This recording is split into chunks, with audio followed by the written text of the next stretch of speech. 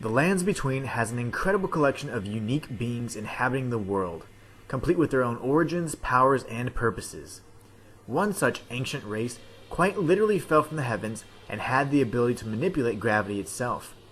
Despite their relatively limited presence, their influence reached even the demigods themselves, as their inexplicable mastery and skills were highly sought after.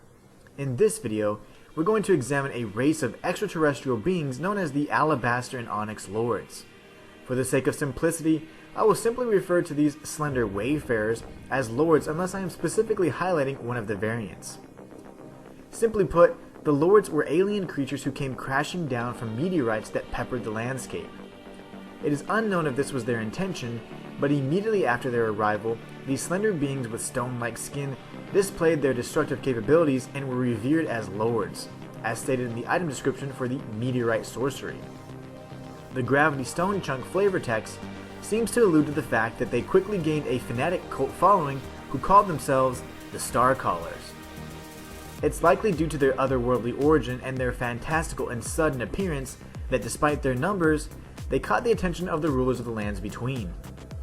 Even the mighty Star Scourge Radon learned gravity manipulation from his master, who was none other than an Alabaster Lord.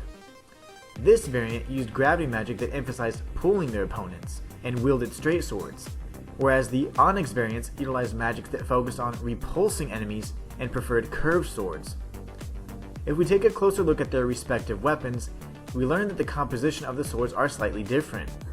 The Alabaster Lord's sword was forged from a blue-white meteoric ore, while the Onyx Lord's great sword was forged from golden-hued meteoric ore.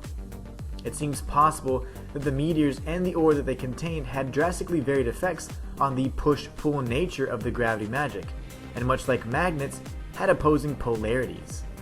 Interestingly enough, a certain Alabaster Lord and his meteor sorcery was updated to be an Onyx Lord after a recent patch. It is unknown if the Lords and the Demi-gods remained at peace after Radon's training, as we see an Everjail near the Carian Manor that holds an Onyx Lord prisoner. However, we do know for certain that under the Lord's tutelage, a youthful Radon attained a mastery of gravity and earned himself the title of Star Scourge, as he would then go on to challenge the very stars. A little known fact is that Radon's primary motivation to learn and use gravitational powers was also that he could never have to abandon his beloved but scrawny steed, as evidenced by the remembrance of the Star Scourge. Aside from the few remaining survivors, it seems the Lords have all but lost their status after the Shattering, and were likely discarded after they served their brief purpose. It's saddening to know that even bonds forged with so-called divinity were as fickle as the gods themselves. This once powerful race of beings from space were relegated to wandering dark caves alone in their knowledge that survival was the most they could ever hope for.